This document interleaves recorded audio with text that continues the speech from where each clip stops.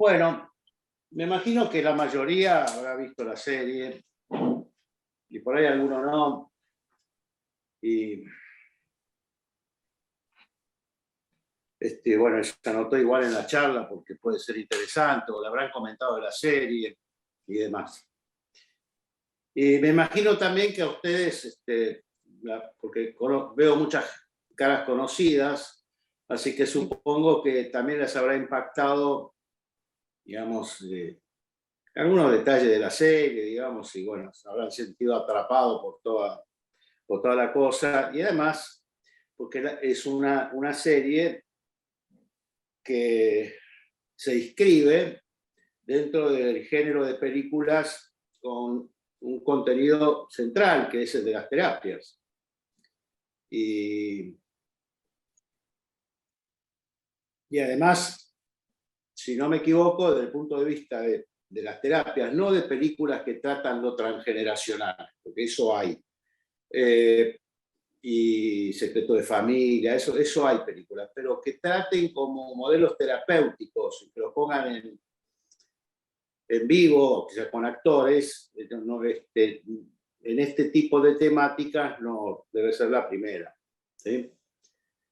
Y como película, como videos hay, pero como película debe ser la primera. Y además, también importa porque está hoy, Netflix la tiene entre las 10 primeras, así que está muy vista y te está mostrando un interés del público y demás.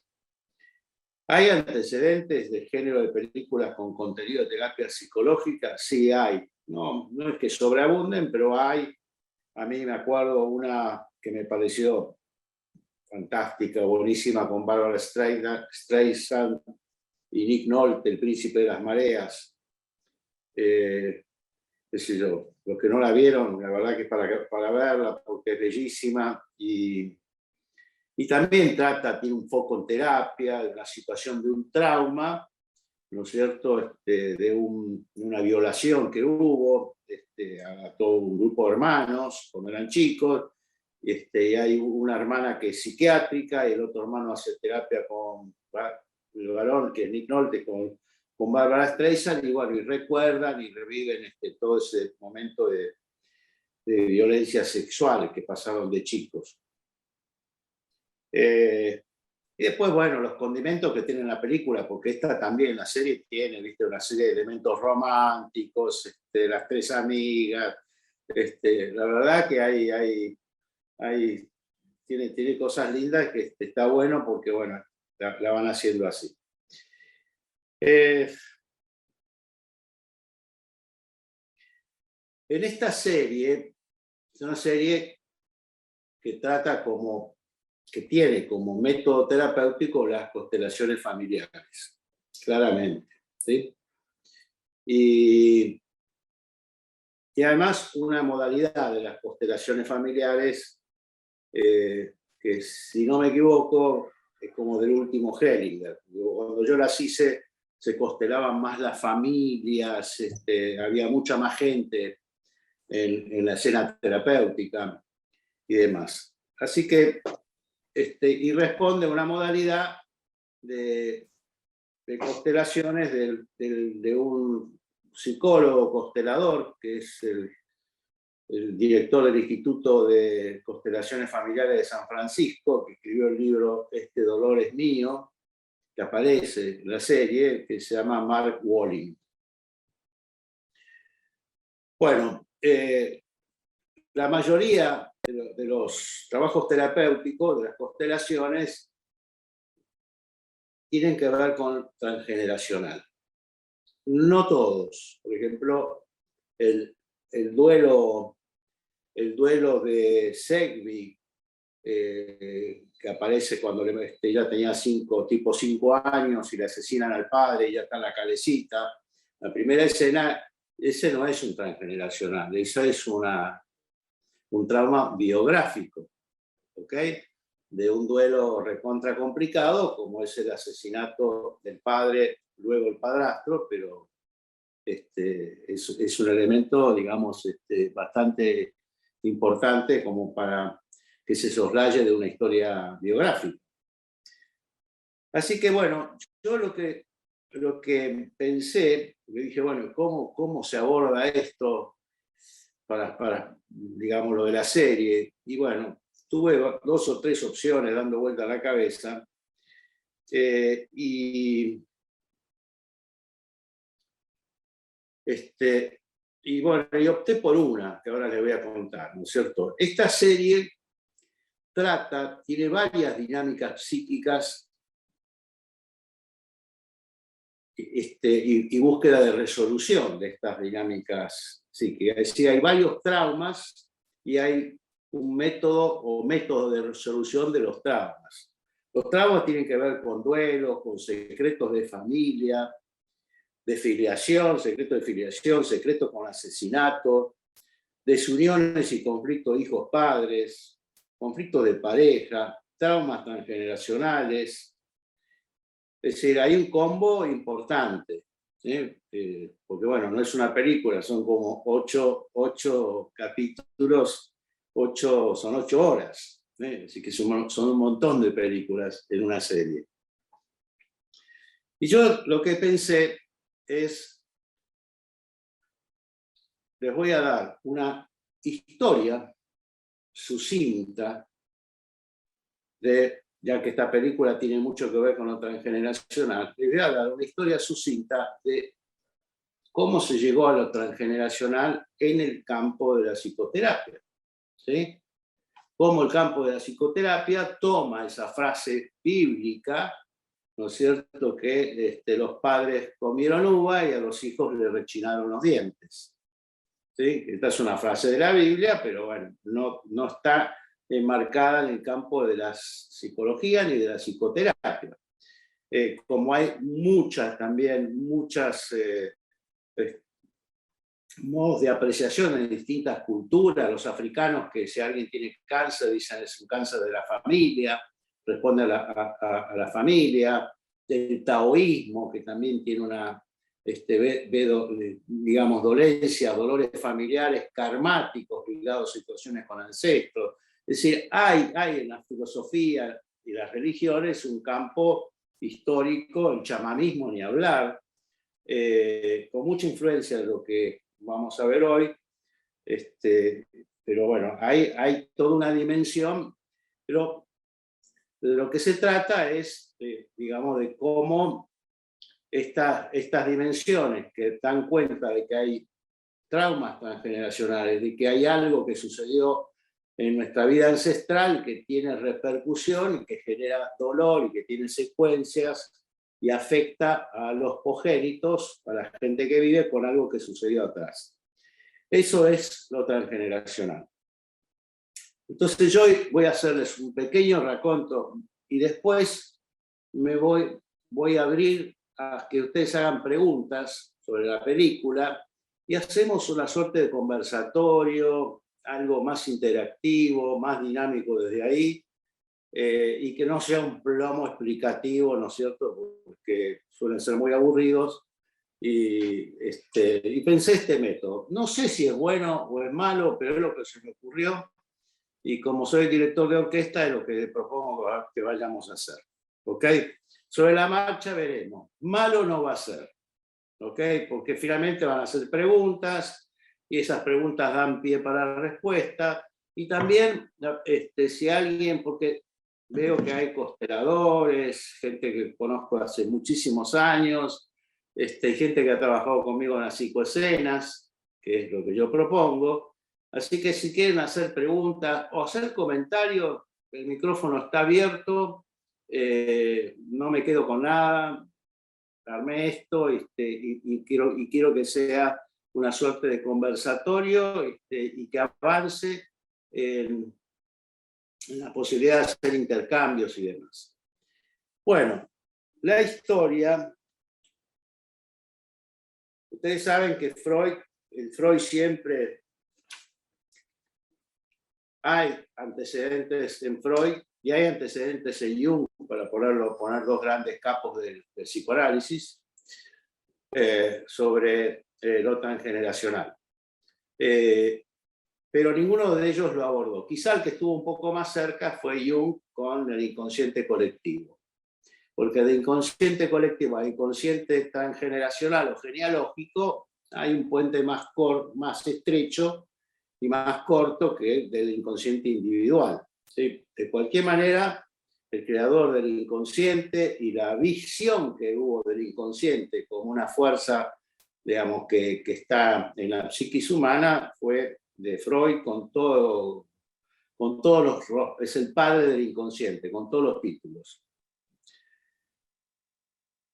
Yendo más para acá, porque Freud y Jung, estamos hablando de 1900, 1920, 1930, hay alguien que merece que tiene un reconocimiento, me parece tiene que tener un reconocimiento mayor desde mi punto de vista, que fue Josephine Hilgard. Josephine Hilgard, se las voy a mostrar si manejo bien la tecnología y puedo mostrársela en fotos. ¿La ven ahí? ¿Se ve, no, Juli? todavía no se ve, no se ve. Se ve el logo de Fundar, sí. No.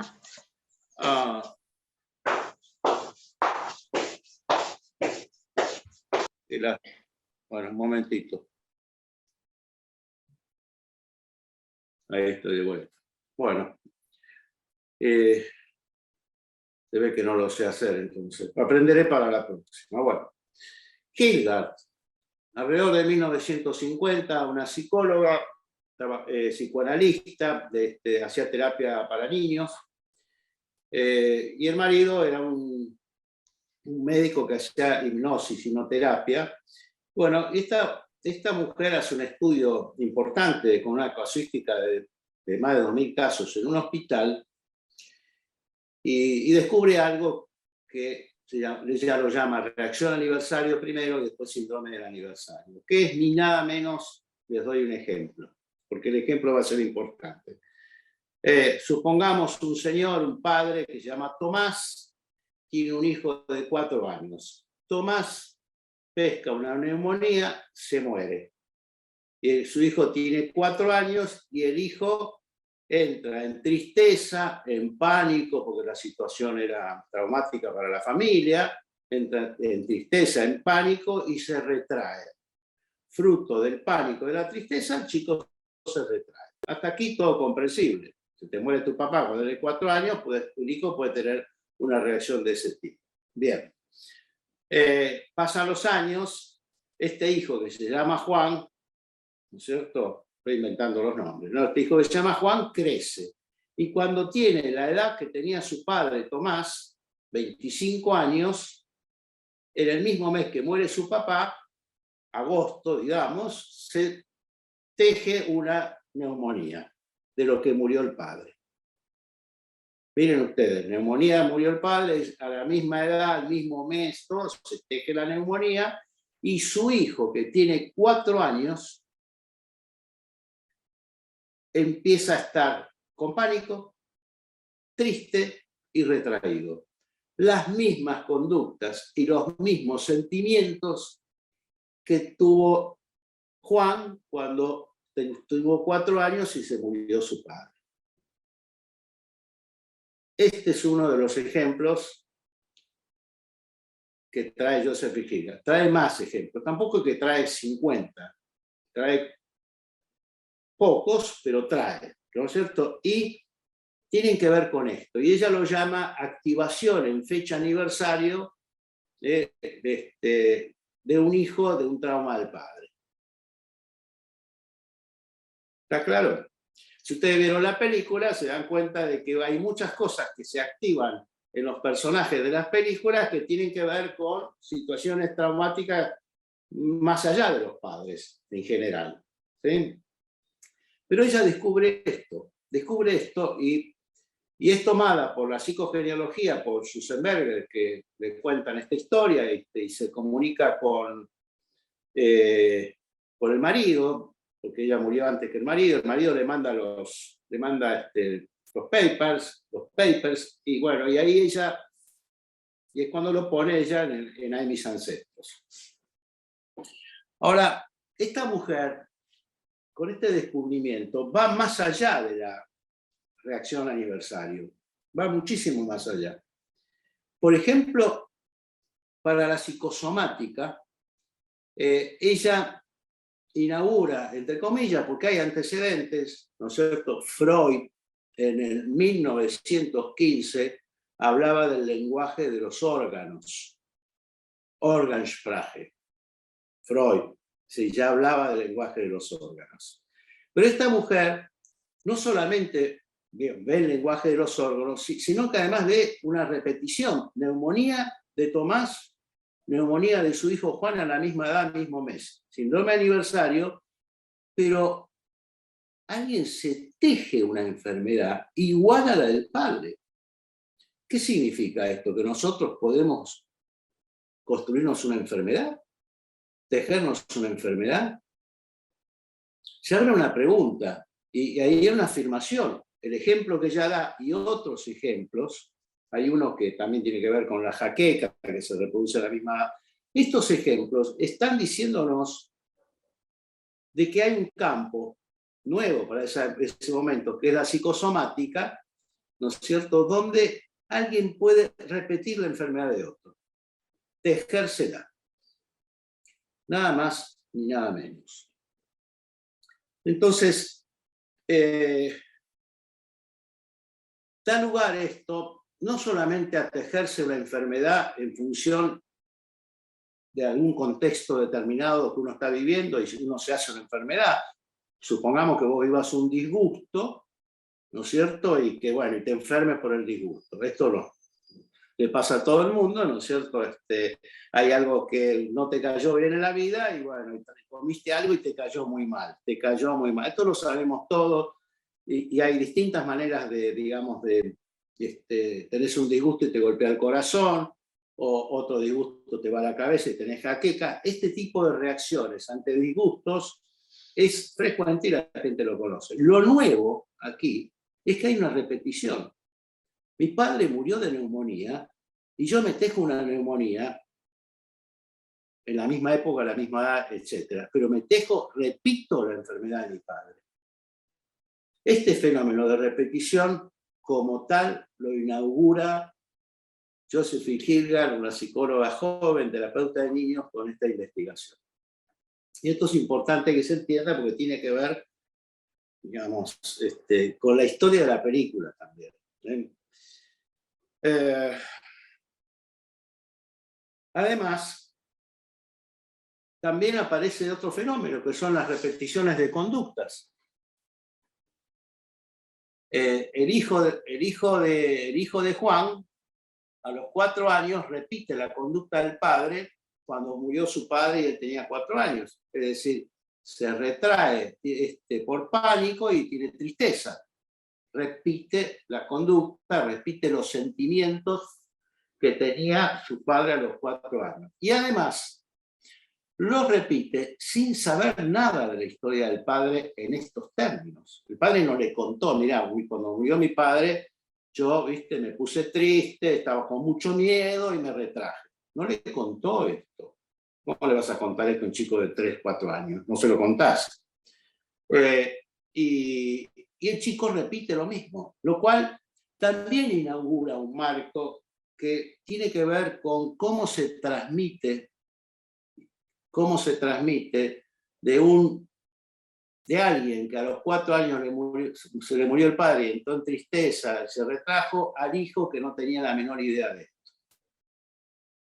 Es decir, que se inaugura también un fenómeno que es de las repeticiones, que es un tema fundamental en lo transgeneracional, las repeticiones de enfermedades, repeticiones de conducta, y el fenómeno de la transmisión, que, digamos, se conoce esto, que se transmite. Hay distintas versiones, de inconsciente a inconsciente, telepatía, campos morfogenéticos, los medium que captan información, entre comillas.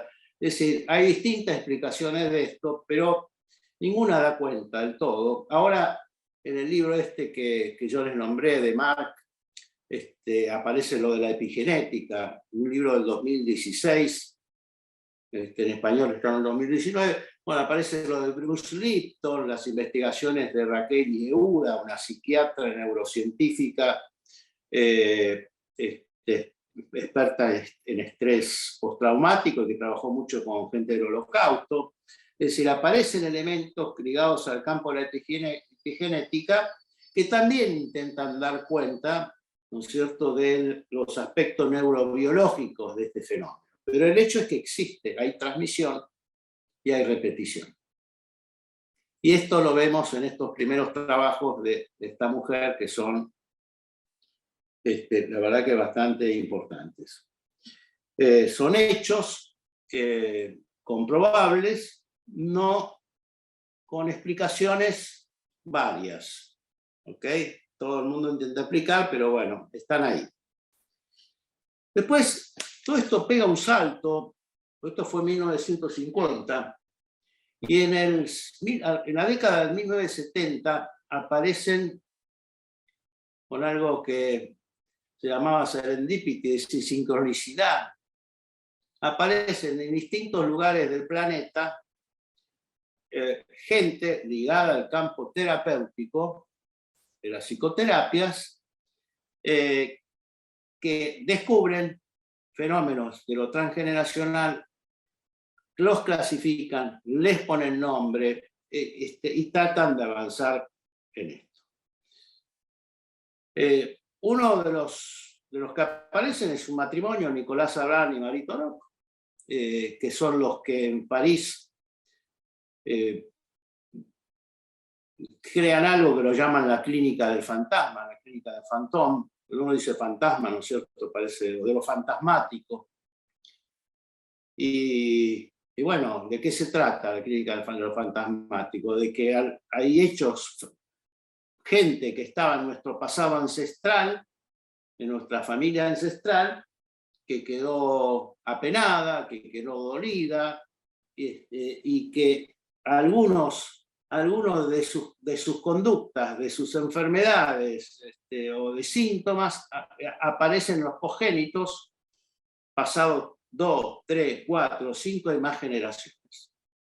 Esto es lo que descubre Nicolás Abraham y Marie Torok. Por ejemplo, un señor que juntaba piedras, un ingeniero, los domingos se le daba por juntar piedras, una conducta rara, no sabía a qué se debía, era muy fanático de la piedra, tenía la casa llena de piedras, y bueno, y haciendo una investigación familiar, descubre que había un bisabuelo que lo tenían oculto, que había, digamos, matado al amante de la mujer, y lo meten preso, y era, cuando te llevaban preso tenías que picar piedras. Entonces, digamos, hay un nexo entre el que coleccionaba piedras y su bisabuelo, ¿no es cierto?, que estaba, digamos, excluido del sistema familiar, de él no se hablaba, o se había hecho un relato que no era el real, un secreto de familia, lo descubre a través de una tía, le pregunta a una tía y ahí empieza a hacer el encadenamiento.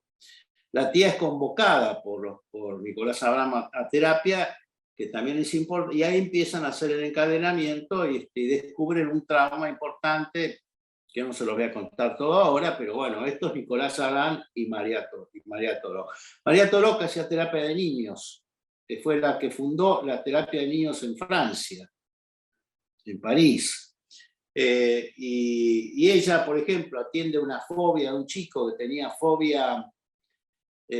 Tenía miedos, tenía unos miedos, y los miedos no daban, tenía miedo a salir a la calle, ¿no es cierto? Entonces, los miedos no tenían un contexto explicativo, porque la verdad que la familia estaba bien, ¿no es cierto? Y no había. Entonces citó al padre, y ahí le preguntó por los miedos al padre, por sus miedos, y descubrió un hecho traumático, cuando el padre tenía 5 o 6 años, con lo cual le daba miedo salir a la calle.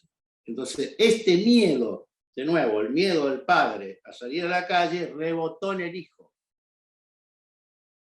Entonces, bueno, de nuevo vamos juntando piezas, y bueno, Nicolás Abraham, Marie Torok, Otro que también eran húngaros, otro húngaro importante que emigró a Estados Unidos, el autor del libro Lealtades Familiares, Iván Bolsonenyi. Y bueno, él lleva todo lo que es la ética, la justicia o la injusticia familiar, la injusticia del destino, todo este campo es el que lleva digamos, a los conceptos de la psicoterapia contextual, y tiene una metodología, entre otras, de trabajar el árbol. En el árbol él trabaja los libros de cuenta, es decir, él debe y haber qué cosas ocurrieron en el árbol que generan una deuda, que algunos quedaron con deuda y otros son acreedores. Entonces, este tema él lo lleva al árbol y empieza a analizar por primera vez en Estados Unidos, un terapeuta de familia empieza a analizar el árbol como tal.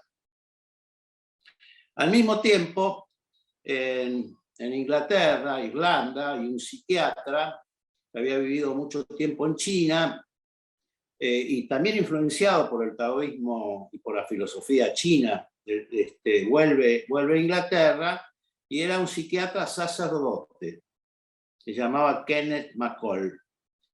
Y bueno, y él escribe un libro sobre el tratamiento del árbol, con métodos esotéricos, porque además como era sacerdote, se dedicaba a tratamientos, ¿no es cierto?, de gente poseída, por así decir. Es decir, el concepto de poseído, que es un concepto también que toma digamos, la clínica transgeneracional, poseído entre comillas, ¿no es cierto?, o encarnación, o doble, como lo quieran llamar. Este es un concepto que también proviene de Thomas McCall, ¿no es cierto? Y bueno, para él los tratamientos tenían mucho que ver con el enfoque religioso. Todo esto se iba si uno hacía una buena oración, ¿no es cierto? Y tenía un buen contacto con Dios y le pedía a Dios para que lo sane. Todo este método. Y en cuarto lugar, lo reservé para el final porque hay uno que es argentino, y que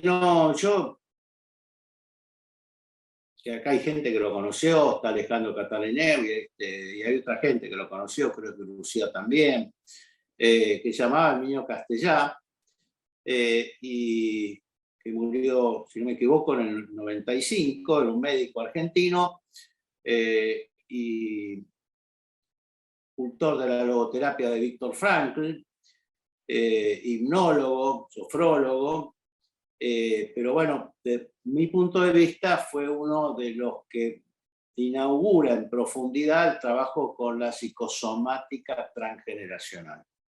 Como era médico, lo iban a ver por cuestiones médicas, y él, ¿no es cierto?, a través de un método bastante parecido al de las constelaciones, es decir, con una medium, con una dotada, digamos, él lograba y se remitía a escenas transgeneracionales, traumáticas, y Herminio Castellá operaba terapéuticamente con la información que le daba la dotada. Así de simple. Yo no lo conocí, pero repito, acá hay gente que lo conoció y demás. Y me parece muy importante porque además no se lo conoce, y ahora en toda esta movida,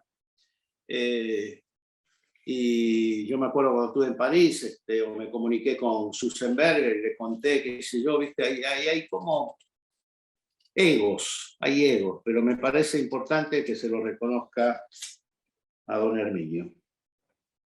Después, en el 90, aparece un autor que tampoco no tiene el lugar de reconocimiento que para mi gusto debería tener, porque hoy se habla mucho del doble, pero el que creó el concepto de doble y lo llamó doble fantasmático, un médico pediatra muy conocido en Francia y también acá en Argentina en mi época por el test de la familia, se llamaba Maurice Porot, y escribió Los niños de reemplazo, Los hijos de reemplazo. Nosotros lo estamos editando en español. Y Y bueno, él descubrió, ¿no es cierto?, esta historia también de que se le muere muere un hijo a la mujer, le nace otro y este hijo encarna, entre comillas, el deseo inconsciente de la madre, con lo cual un hijo es doble por el deseo de la madre. El proyecto sentido lo llaman algunos, pero el deseo inconsciente de la madre se plasma en otro hijo.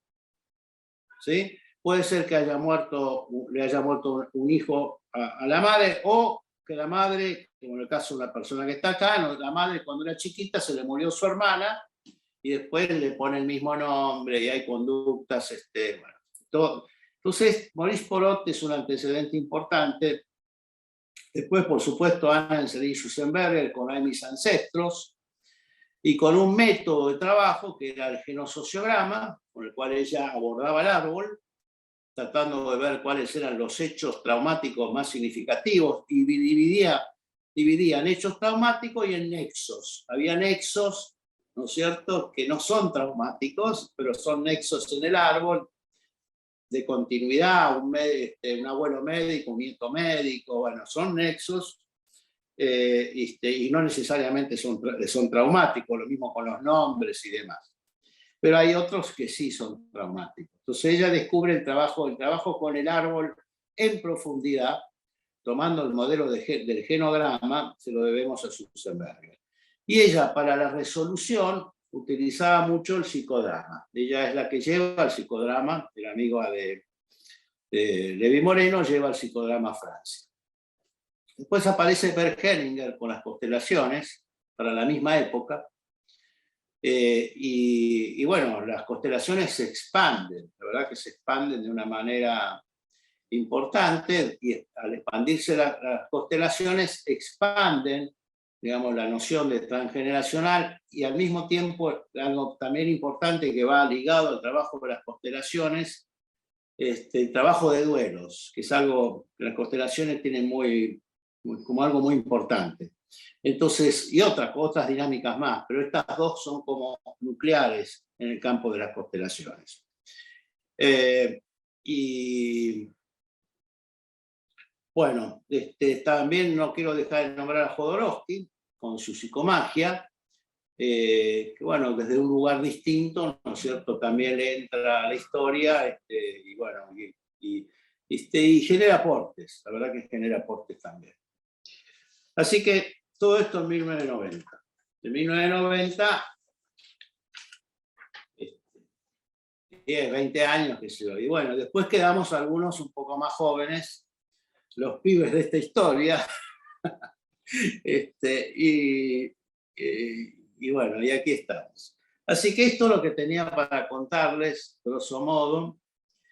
Y ahora, si les parece bien, y hay preguntas, pueden levantar la mano, pueden escribir en el chat, que la tenemos a María Julia, que con todo gusto nos va a leer las preguntas, y bueno, y avanzamos. ¿Qué les parece? Tobías, por el momento, María Ale pregunta cómo se escribe bien el McCall. ¿Es correcto? ¿Así es el autor? Kenneth McCall, después preguntáselo a Ana María Celaya, que vi que entró, que está en el grupo. Preguntarle que ella tiene el libro, está en la biblioteca de la comunidad de psicogenealogía, está el libro. ¿Ok? Si no, Ana María te lo manda y lo tenés en el ebook tuyo. ¿Ok? Bueno. Por el momento no hay ninguna otra pregunta, pero quien desee participar activamente puede levantar la mano. Acá, Karen, Coco, podés abrir tu micrófono y hacer la pregunta.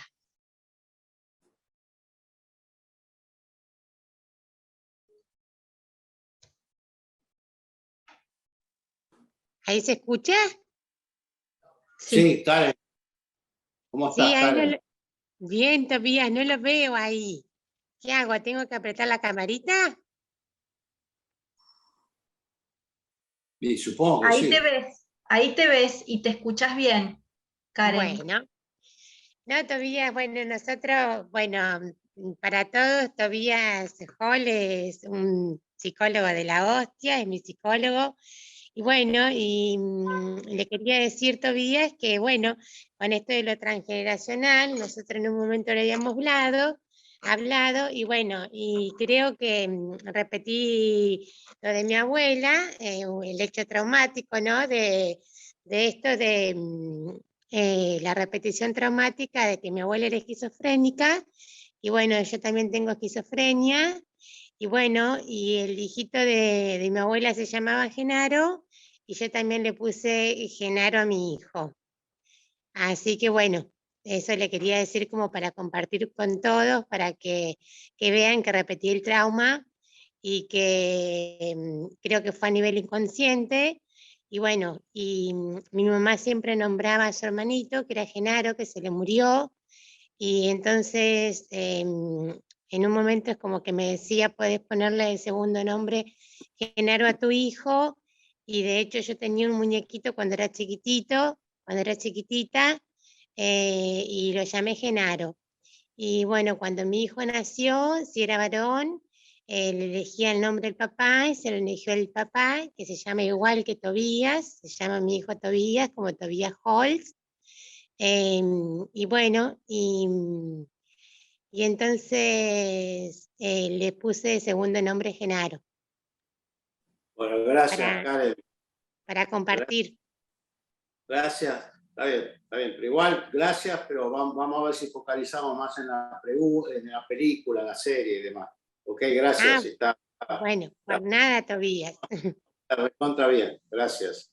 Bueno, ahí se sumó Gabriel Castellá. Llegaste tarde, Gabriel, porque hablamos de tu viejo hace un rato. Así que bueno, por ahí después retomamos. Ok. Bueno, gracias, Karen. Por nada, Tobías, a ustedes. ¿Alguno está con la manito levantada? Ahí está, sí. ¿Cómo se ahí llama veo la una manito. película? Mari. ¿Cómo se llama la película? ¿Cómo? ¿Cómo se llama la película? ¿Qué película?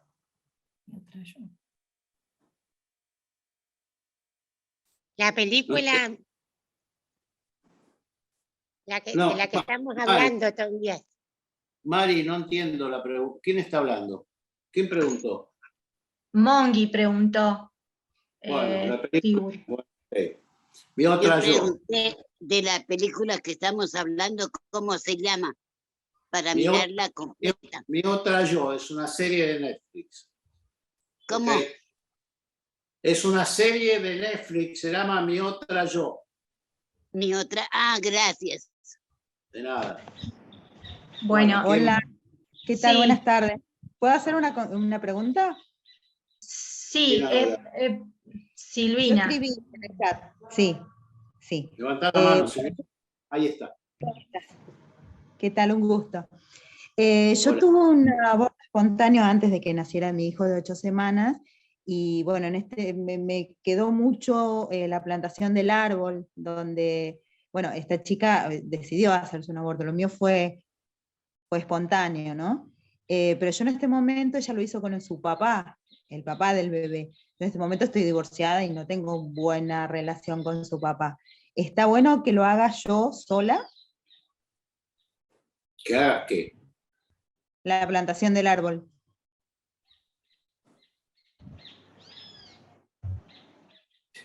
¿Vos tuviste un aborto espontáneo? ¿Cuánto tiempo antes de quedar embarazado? De nuevo, ¿después quedaste embarazada cuándo? Y a los 6 meses, más o menos. Ok. ¿Y de cuánto estabas con el aborto espontáneo? 8 semanas. 8 semanas.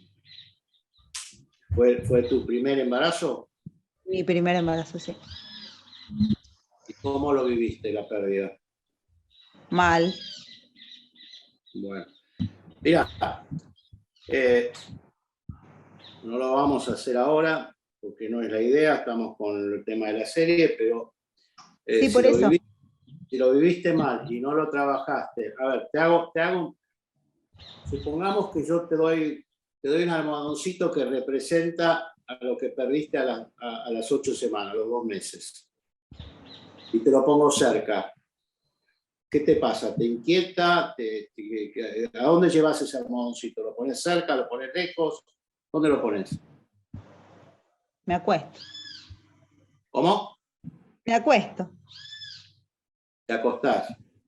Pero yo puntualmente le consultaba porque vio bueno, que esta chica que ella decidió hacerse un aborto, van con la pareja y plantan un árbol en memoria, digamos. Bueno, yo te voy a decir lo que pienso, lo que yo haría. Sí. Me parece fantástico la solución de plantar un árbol, me parece fantástico, pero sería como al final de algo. ¿Sí?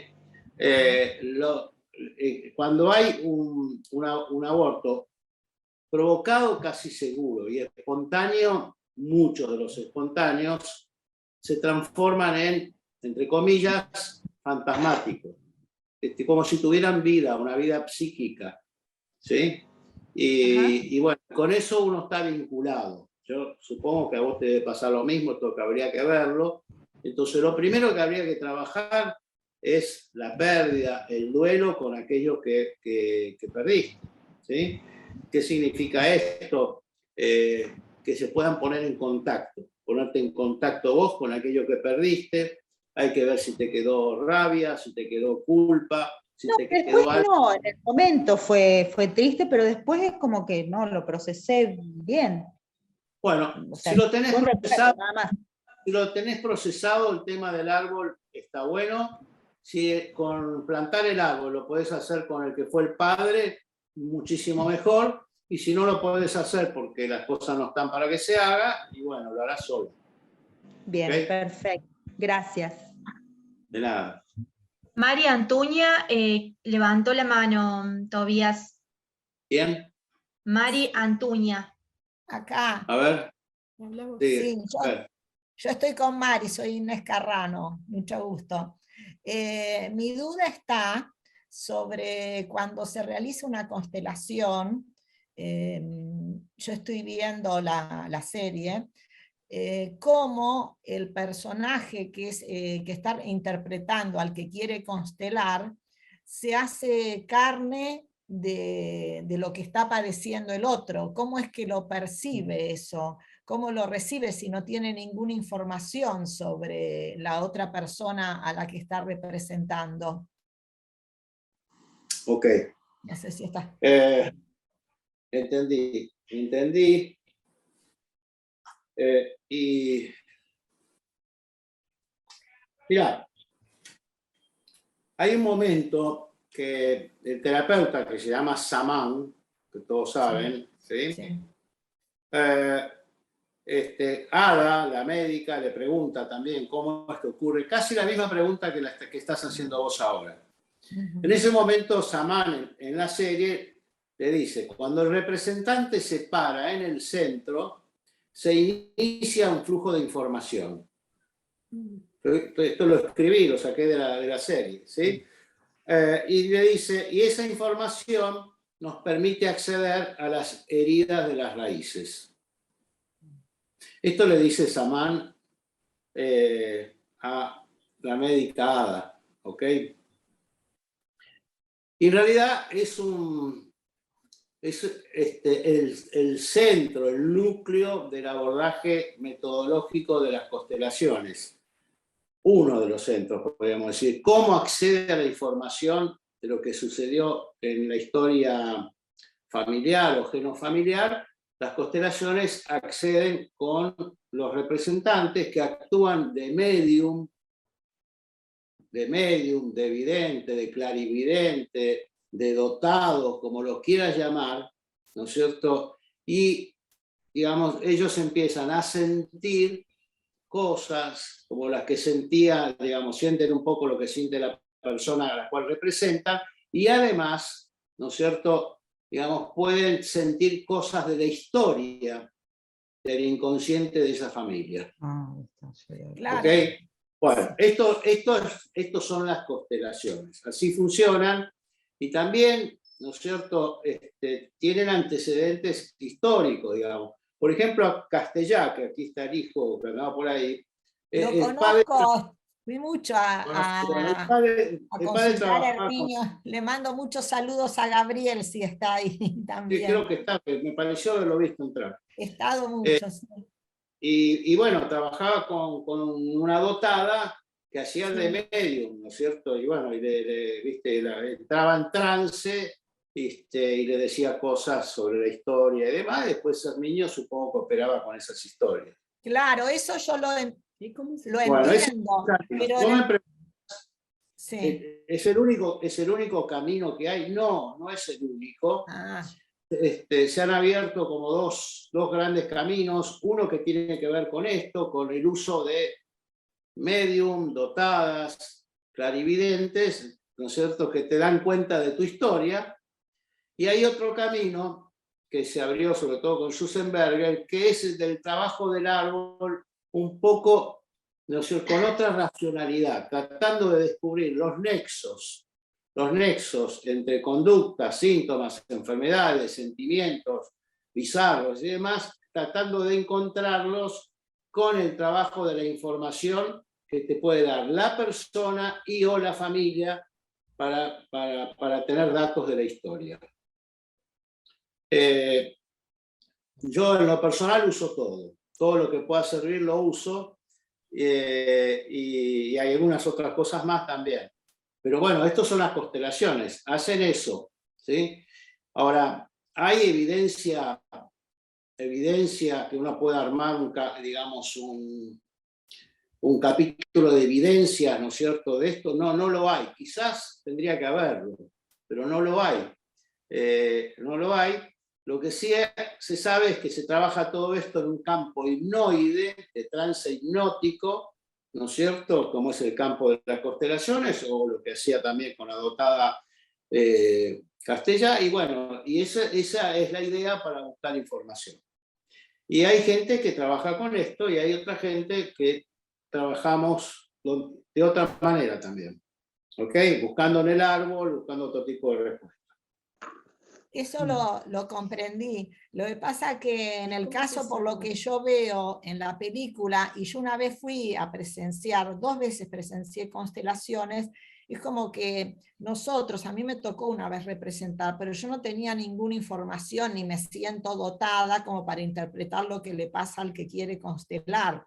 Entonces, ¿cómo es que yo puedo representar, colaborar con mi representación, cómo le llego a la otra persona, ¿no es cierto?, a la que quiere constelar o sanar? Bueno, es un principio activo, un capital activo del campo metodológico de las constelaciones. Hellinger decía que el representante siente sí o sí lo que siente lo que siente o lo que no siente la persona, se conecta con el inconsciente de la persona. Esto decía Bert Hellinger. Yo tengo algunos ejemplos disonantes con esto, pero no es lo que quiero dar ahora. ¿Ok? Claro. Gracias. Sí. Gracias. ¿Puedo preguntar? Sí, Sí. vamos a tratar de poder organizarnos con él, porque hay varias preguntas, y está María Cesare también, y después estás vos, Liliana, ¿puede ser? Bueno, sí, ¿Sí? cómo no. María, sí, podés activar tu micrófono. Hola, buenas tardes, ¿cómo están? Bueno, soy la mamá de Fiorella. La verdad que me interesaba mucho escuchar la charla porque miré la serie y hubo algunas cosas que yo estuve hablando con Fiore sobre la serie que me quedaron dudas y a lo mejor... Levanta la mano. Ahí está. Ahí está. ¿De qué Fiore? ¿De qué Fiorella? Fiorella Greco. Ah, mucho gusto. Encantada. Bueno, no sé si escuchó lo que dije, si no lo repito. De nuevo. Bueno, lo que le decía es que, bueno, yo vi la serie, me pareció súper interesante, o sea, cuando la empecé a mirar, enseguida como que me di cuenta, porque hace bastante que vengo escuchando al doctor Brian Weiss, hace mucho, bueno, todos los libros, y es un tema que verdaderamente me interesa, ¿no? le voy a preguntar lo que iba a preguntarle primero y después le hago la segunda pregunta. Cuando Samán va al árbol, ¿me escucha? Sí, escucho. Cuando Samán va al árbol con Ada y le empieza a contar que hay que curar las raíces primero,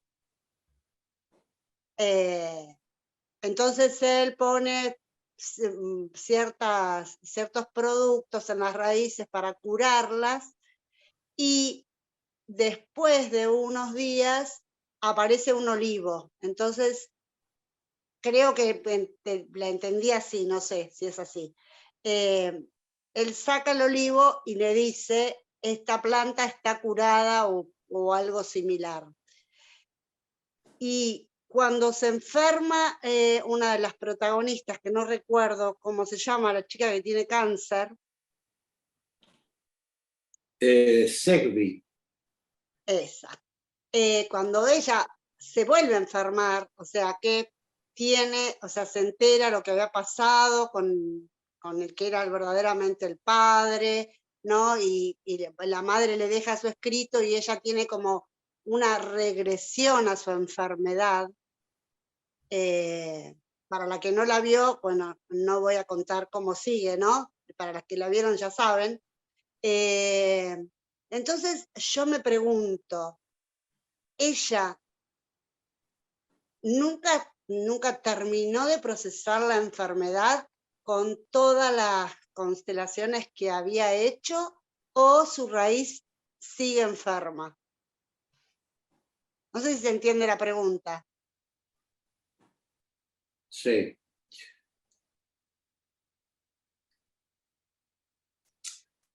Ay, qué difícil responder, ¿no? Es difícil responder. Mira, lo que aparece con Segvi, Segvi tiene cáncer de hígado. Sí.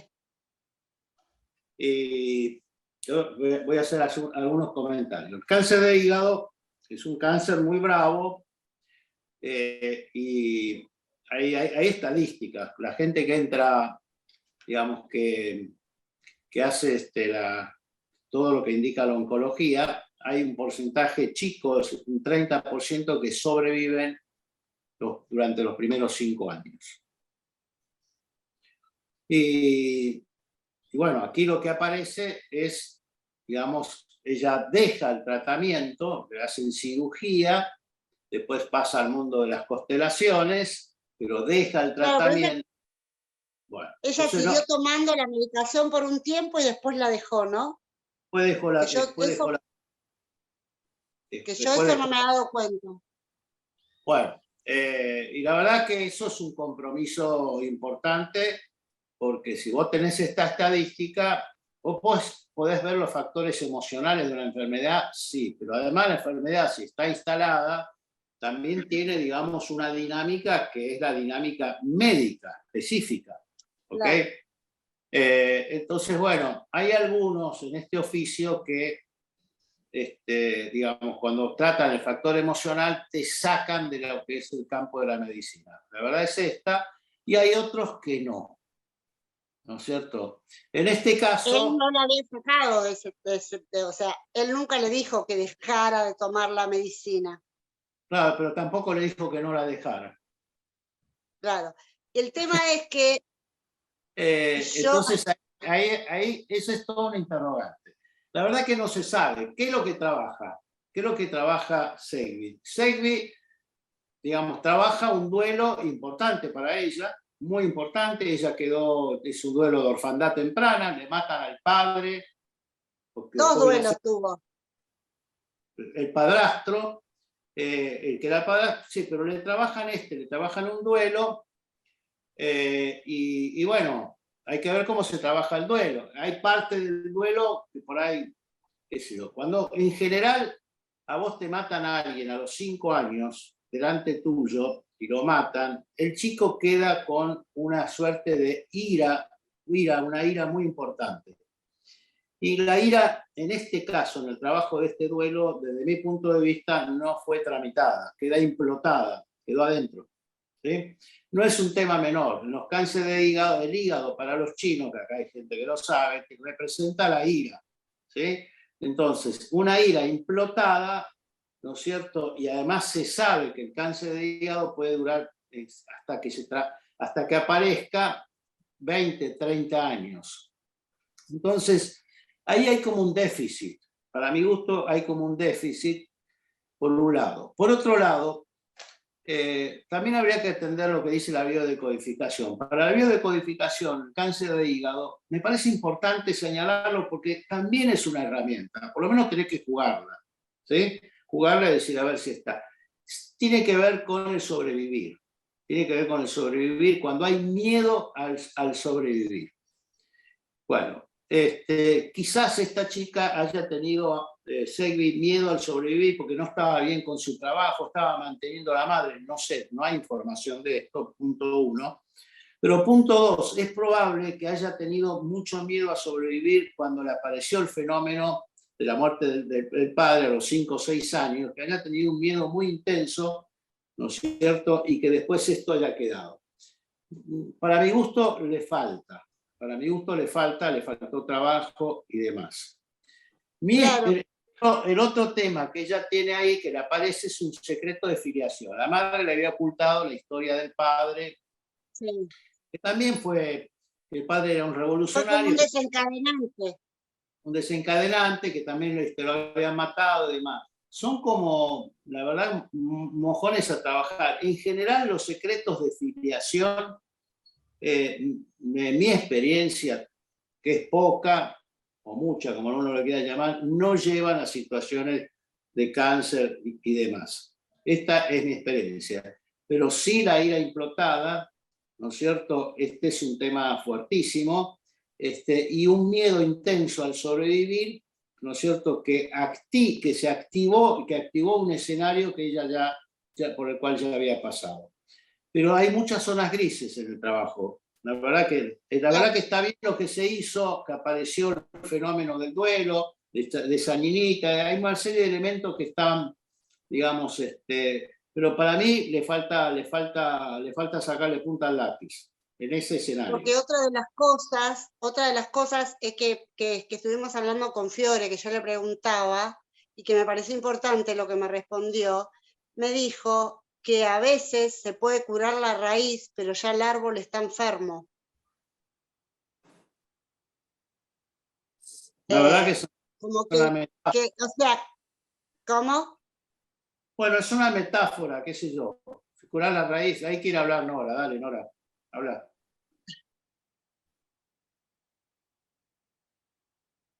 Estás muteada, Nora. Ahí estoy. Buenas tardes a todos.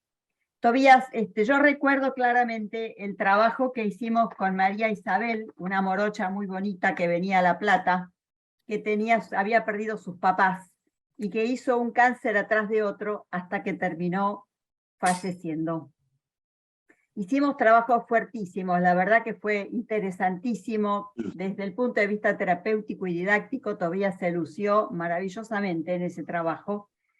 Y la mujer logró unos años de sobrevida contentos, se puso a andar en bicicleta, era una mujer joven, muy hermosa, con 3 hijos, pero finalmente terminó falleciendo joven, y atrás de ella falleció su hijo, que era un jovencito, un muchacho de 20 y tantos años, no la sobrevivió mucho tiempo más. Entonces yo, desde la experiencia de tantos años de trabajar al lado de Tobías y la experiencia que he hecho yo en mi consulta personal, es que uno hace todo lo que puede, pero esto no es magia, esto es terapia. Entonces, la serie, desde mi mirada, tiene de bueno que hace una ampliación de información a la gente común, con lo cual nos explotaron, creo, los consultorios a todos.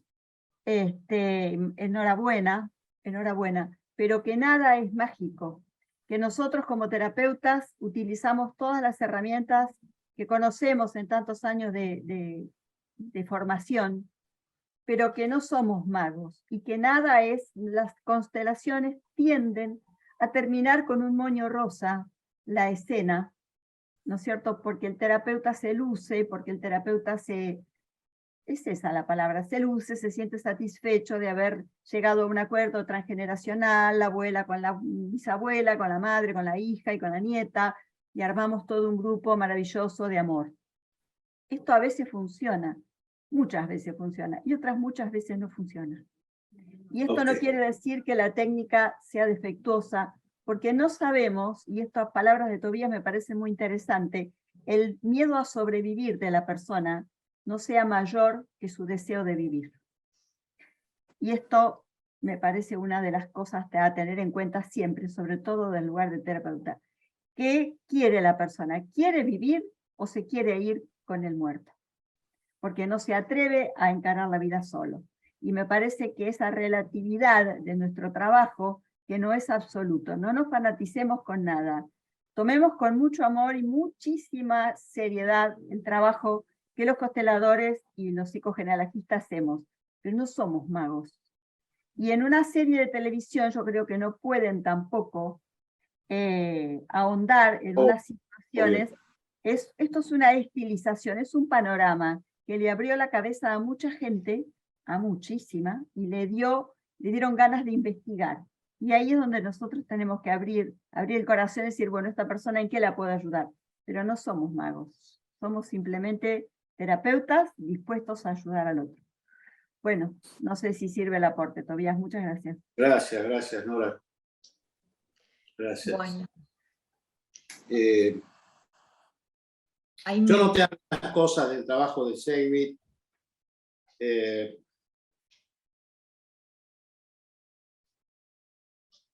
Que para mi gusto quedaron en el tintero. Retomo lo de mamá de Fiorella. Por ejemplo, cuando ella describe la muerte del padre, en el escenario terapéutico dice, creí que lo habían matado por mi culpa. No es un tema menor. No es un tema menor. Esto no fue abordado. Hay otras cosas que sí, yo no le estoy echando porque por ahí en la serie lo podés poner todo, les corresponde. Pero esto, si me lo preguntan a mí, diría, bueno, yo esa frase, creí que lo había matado por mi culpa, la verdad que la tomaría y trataría de ahondarla y demás. Después hay otra frase que está en el guión, pero que me parece que en general yo no lo he visto con los chicos. Yo con mi experiencia. Deseaba haber sido yo en su lugar. Es un, digamos,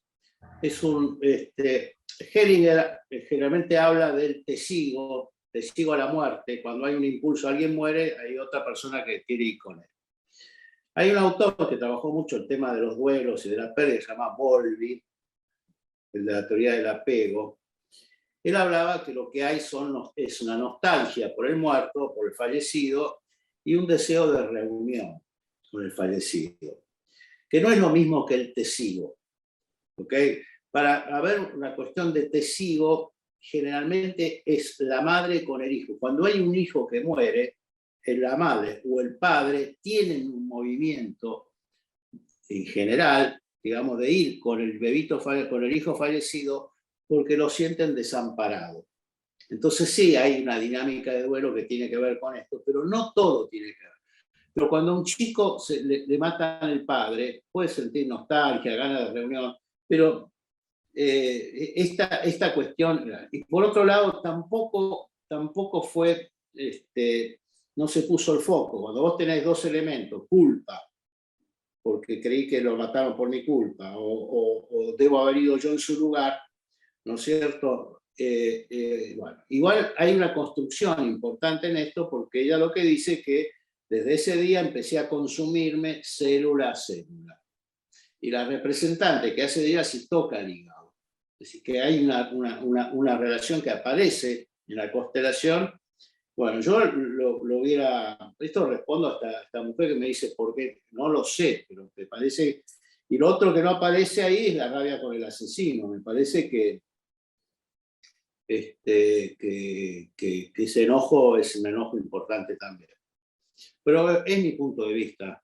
La verdad, no tiene por qué ser el acertado. Yo coincido con Nora, la película abre muchas cosas y está recontra buena. ¿Okay?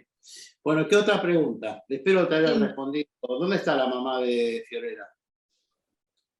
No la veo. ¿La mamá? ¿Se fue? ¿Estás?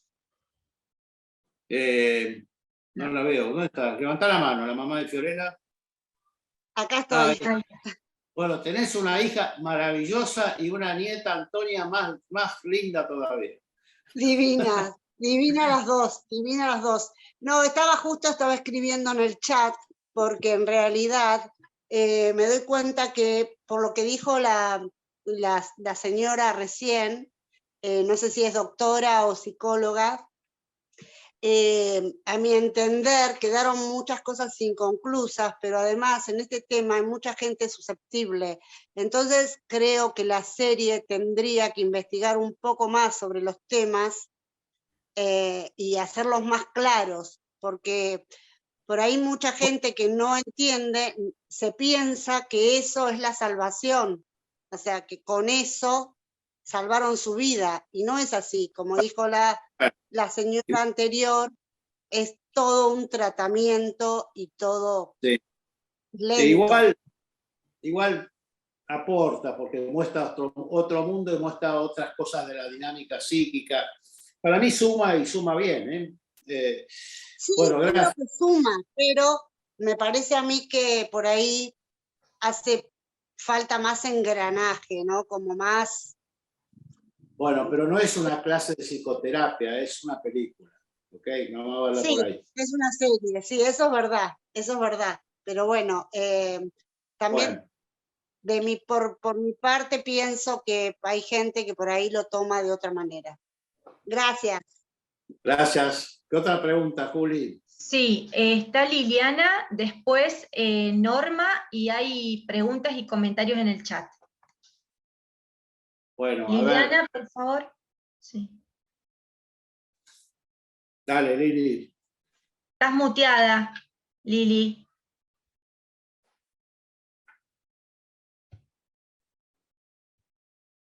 Estás muteada, Lili. No, tiene el micrófono. Abrí el micrófono, Liliana. Ahí va. Ahí, ahora sí. Ahora, con respecto a la serie, ¿cómo conecta la persona que escenifica, que se elige al azar, ¿no? Supuestamente lo que aparece en la película, la persona que va a escenificar, vos, ¿no? ¿Cómo se juega el inconsciente con el inconsciente transgeneracional de esa persona elegida al azar para que escenifique? ¿Cómo conecta? No, la verdad que te entiendo, Liliana, pero no tengo la menor idea. La menor idea. Yo estuve mucho tiempo con las constelaciones. Me acuerdo cuando viajé a Chile a ver Heringer ahí. Y ver Heringer, un momento que estaba constelando una chica que el padre se había suicidado. Y Bert Hellinger, éramos como 200 con él, ¿viste? Y Bert Hellinger, él buscaba a los representantes. ¿Viste? Decía, ¿viste? Por ahí también a veces hacía buscar a la gente. Pero en este caso, para ir más rápido, me imagino, él buscaba. Y yo estaba convencido de que me venía a buscar a mí. Me metía abajo la silla, ¿viste? Y Hellinger vino y me sacó de abajo la silla, porque mi padre se suicidó también. Entonces en ese momento se estableció una conexión importante. Y esto pasa mucho en las constelaciones, y también pasa en la psicoescena y pasa en el psicodrama. No, esto no es constelaciones. Estos son fenómenos de comunicación, de inconsciente a inconsciente, que existen. ¿Ok? Entonces, ¿cómo explicarlo? No tengo la menor idea. Digo, ¿hay inconscientes que están como más abiertos que otros o más trabajados? Y habrá ahí una fuerza psíquica por ahí que atrae más. Probablemente hay gente, viste, que tiene dones más que otras, qué sé yo, eso debe ocurrir, ¿no? No, pero no tiene que ver por ahí que también con el trabajo terapéutico que una persona pueda tener de años. Y sí, si vos estás más limpia de tus proyecciones, no proyectas tanto, y vas a estar más en contacto, con más empatía y demás, ¿ok? Bien, gracias, Tobías, contestada la pregunta. ¿Qué otra pregunta? Sí, Nora sigue. Una sola palabra. Una Tobías. sola palabra, quiero decir, una sola Tobías. cosa. ¿Puede ser que podamos hablar también de los campos morfogenéticos, Tobías? ¿De los campos cuánticos morfogenéticos? Sí, pero es una hipótesis de los campos, No no es- es una... Todas son hipótesis, absolutamente. Es una hipótesis, ¿viste? Estoy de acuerdo. Porque el campo morfogenético es una idea de que hay un campo de memoria donde, pero bueno, nadie lo demostró, ¿viste? Es una hipótesis. ¿Ok? Bueno, es decir, cuando un mono hace una experiencia y se la transmite a un mono que está a 500 kilómetros, que hace lo mismo y no hubo comunicación de lo que nosotros estamos acostumbrados, comunicación visual, próxima y demás, y bueno, inferir de ahí que hay un campo morfogenético es una hipótesis de Sheldrake que por ahí funciona, pero es una hipótesis. Hay una película sobre eso, una serie también, Hay que se llama Sensen 8. Sí. Gente Sí, que ¿verdad? se conecta, que no se conoce desde diferentes lugares. Es verdad, es verdad. Bueno, ¿quién más? Sí, Nora sigue. Nora Fernández, por favor. ¿Dónde está Nora? Está en la Hola, primera me hoja. llamo Norma. Ahí está. Sí, Levanta la Norma. mano, Nora. Ahí está. mucho gusto, me llamo Norma. Sí. Norma, perdón. Yo comencé a investigar, esta serie vino muy bien como para redondear un poquito más, con los libros de Sui Mei Chung. Es una terapeuta chilena que escribe sobre los árboles genealógicos y los problemas transgeneracionales. Entonces, como usted nombró a varios, quería saber si la conoce, yo estoy siguiéndola y me siento bien siguiéndola, pero bueno, no sé, tal vez sea demasiado fantasiosa mi idea, ¿no? Quizás, no sé. Bueno, te respondo, Norma, no la conozco. No la conozco. Hay mucha gente que no conozco, pero no la conozco.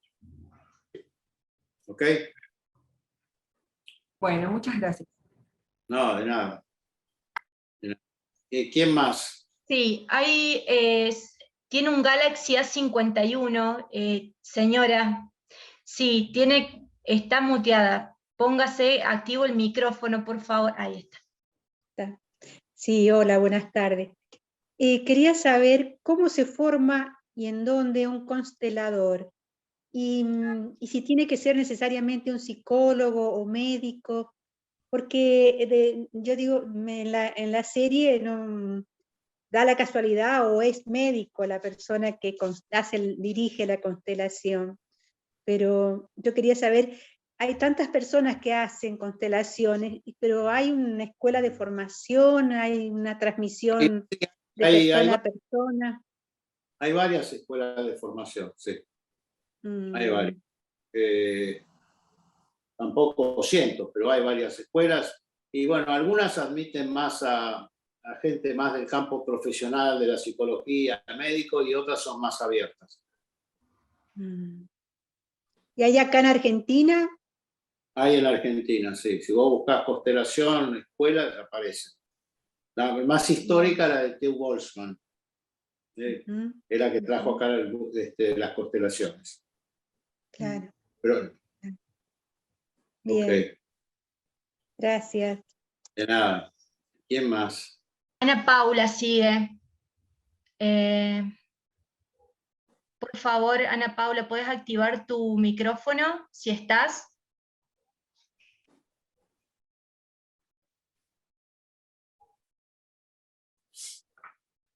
Ana Paula. No. No lo vemos. No. Bueno, pasa a otra persona. Sí. ¿Hay alguien más que quiera levantar la mano? Porque si no, hay algunas preguntas en el chat. Ahí está Gabriel levantando la mano. Hágale, Gabriel. Una alegría reencontrarme contigo y con, con toda tu gente. Quería hacer un comentario muy breve a partir de la mención que hiciste del trabajo de mi padre. El trabajo con este Joe Gilliard, si tomamos el lenguaje del psicodrama o dotada como la mencionaste, era más excepción que regla. El trabajo fino era a través del árbol genealógico y con la información que se pudiera tener.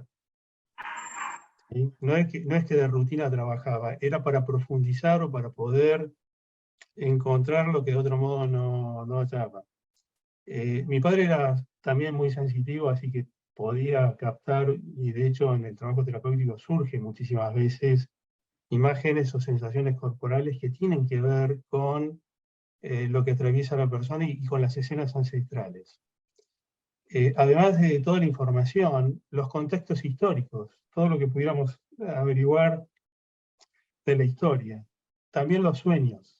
Y la enfermedad o el enfermar humano tiene un lenguaje muy preciso que si uno sabe leerlo, nos da como huellas que orientan a su origen.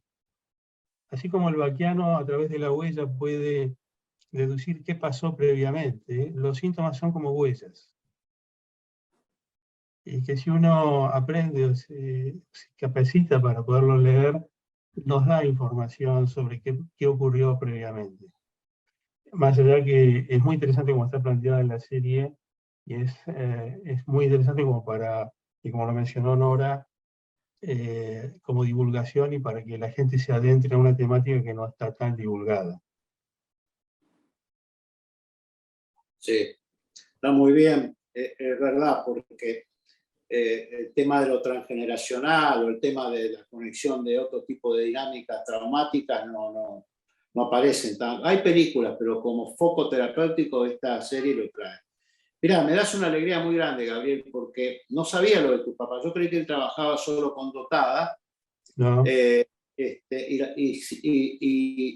me acerca mucho más a tu viejo saber que él trabajaba con el árbol y excepcionalmente trabajaba con una dotada, que es lo que hago yo también. Si no me da el árbol, si no me da respuesta, busco en los talleres, cuando puedo, ¿no es cierto?, hacer algo, digamos, que me lleve a otro tipo de contacto con otra fase de la memoria más de inconsciente a inconsciente. Eso aparece. Y por supuesto que la sensitividad de los terapeutas es una cosa muy importante porque, bueno, te permite ver el lenguaje corporal y a partir de ahí hacer el fino y hacer las conexiones. Está muy bien. Me alegro mucho. Sé que estuviste dando un curso sobre psicosomática. Lo estoy dando actualmente, sí. He dado a lo largo del año y actualmente estoy dando uno, sí. Bueno, ya nos vamos a encontrar.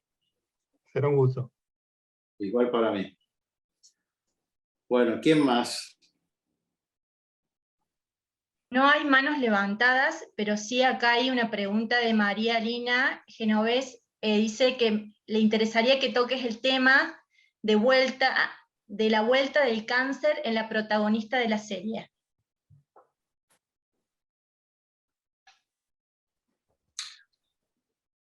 No, la verdad es que no tengo mucho para contar. Si Gabriel quiere aportar, Gabriel, vos sabés que yo soy abierto. De verdad, no tengo más para aportar. Yo puedo aportar lo que yo hubiera hecho con el trabajo del duelo y lo que quedó inconcluso, que desde mi punto de vista, esto puede estar ahí funcionando. Podría aportar otras cosas de cómo lo trabajaría yo, ¿ok? Con la representación vivencial y demás. Pero en torno a la película, deja abierto interrogante, ¿no es cierto? Cortó el tratamiento médico, número uno. Entonces, bueno, sabés si aparece algo porque cortó el tratamiento médico o le aparece algo porque el factor emocional no fue suficientemente trabajado, o por algún otro tipo de razón, o porque el fenómeno del padre biológico que fue asesinado fue un tema y le quedó mucha bronca con la madre. En fin, hay una serie de cosas ligadas al campo de la emocionalidad que no están resueltas y también deja el tratamiento médico. Entonces queda un signo de interrogación. Totalmente. La verdad es esa. ¿Ok? Bueno. ¿Quién más? Gabriel, ¿querés decir algo? Esto del juego, ¿eh? Dale. No, dos cosas muy breves.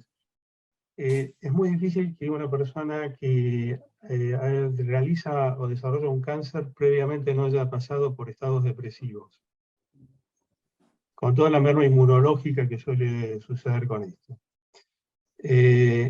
Además de lo que mencionaba Tobías, que está muy bien, respecto a las enfermedades o las emociones que están detrás de la patología hepática, lo que se suele encontrar también son fuertes iras asociados con conflictos económicos. El aparato digestivo en general tiene una muy fuerte resonancia a los conflictos económicos.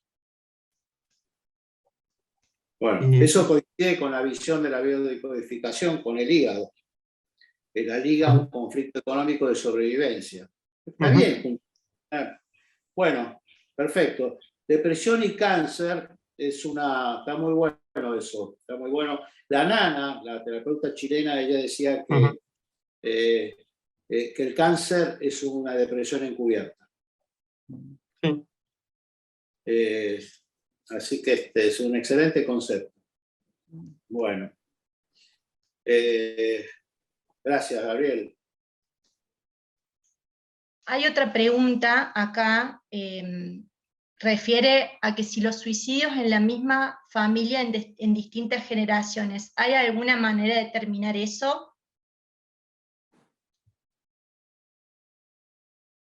¿Eso tiene que ver con la película o No, me parece que es más general, digamos, no tiene que ver con la película. Hay suicidios genealógicos, es decir, hay bastante más de lo que uno cree.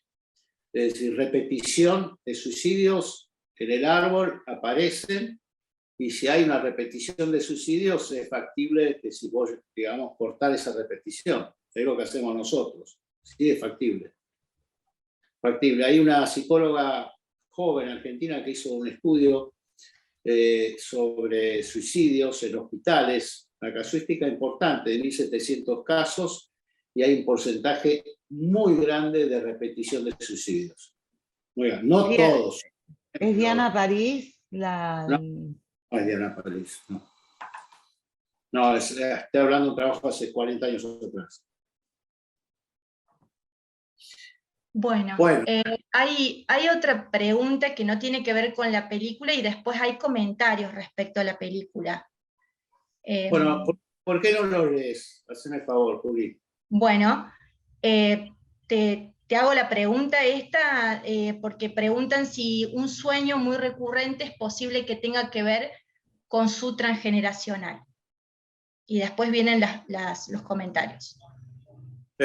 Los sueños son una conexión con lo transgeneracional, pero no necesariamente. También los sueños recurrentes, repetidos, pueden tener que ver con algo que le está faltando a la persona, algo que le está diciendo el campo onírico, y no necesariamente remite a lo transgeneracional. Habría como dos grandes puntas, digamos. Una que va para atrás, por ejemplo, el sueño que cuenta Hans Sussenberger, cuenta un sueño de alguien que veía como una cosa de gas y se ahogaba y demás, y este sueño sí remitía a un abuelo o bisabuelo que murió en Verdún gaseado. Es decir, hay sueños que remiten y hay otros que no. Eso hay que verlo en la historia, digamos. Ahí tenés que ser un artista y ver para dónde va la cosa. ¿Ok? Bueno, en cuanto a comentarios, María refiere, a ver, comento los comentarios, pueden algunos estar descontextualizados, ¿no? Porque se fue hablando y se fue comentando, pero me parece que es importante poder mencionarlos. María dice, respecto a esto de que la serie hace una crítica, digamos, constructiva, estoy de acuerdo, muchas cosas quedaron inconclusas, creo que le falta a la serie más investigación sobre el tema, mucha gente puede ser demasiado susceptible. Bueno, Ana María Izarcelaya dice, el libro del que habló Tobías es La curación esotérica de Kenneth McCall. Pueden encontrar ese y más material en Facebook de la biblioteca en la comunidad. Hay otra persona que hace una acotación respecto al tema del cáncer. En varios puntos, por más que el cáncer haya vuelto, igualmente sirvió para ver lo que había detrás y hubo liberación. Muchas gracias a todos, qué bueno que mucha gente pueda estar haciéndose preguntas. Gracias. Sí, hay un Kenneth McCall, que es un psiquiatra sacerdote inglés o irlandés, que había vivido en China. Él da un ejemplo que aparece en la película. El ejemplo que él da es un abuelo o un bisabuelo que se ahoga y el nieto o el bisnieto tiene fobia al agua. Este es un ejemplo de este psiquiatra y es parecido a lo de Leila, digamos. ¿Sí? Hay un ahogo, bueno. Parecido no es igual, para que no me lo digan, pero tiene que ver con esta historia. ¿Sí? Bueno, gracias entonces, damos por terminar, ya hay un montón de tiempo, ¿sí?